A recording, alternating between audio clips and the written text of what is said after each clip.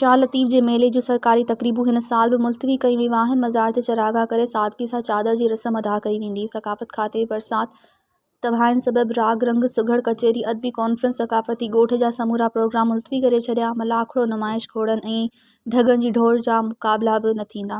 दरगाह ते फ़क़ति औक़ाफ़ खाते तरफ़ां चरागाह करे मज़ार ते चादर चाढ़े ॾिहाड़ो मल्हायो वेंदो, जॾहिं त सक़ाफ़त खातो उर्स मुबारक जे आख़िरी ॾींहुं 16 सफ़र ते भिटशाह बजाए हैदराबाद में अवॉर्ड तक़रीब मुनक़द कंदे सक़ाफ़त खाते जे DG अब्दुल अलीम लाशारी जो चवणु आहे त बरसात जी तबाहकारियुनि सबबि सिंध जो अवाम तकलीफ़ुनि में आहे। इन सूरत में मेले जूं तक़रीबूं मुकमल न आहिनि। सक़ाफ़त खाते तरफ़ां भिटशाह में समूरियूं तक़रीबूं मुलतवी कई वेयूं आहिनि। आख़िरी ॾिहाड़ ते अवॉर्ड तक़रीब हैदराबाद में कंदासीं, जंहिंमें अदीबनि खे बि घुरायो वेंदो।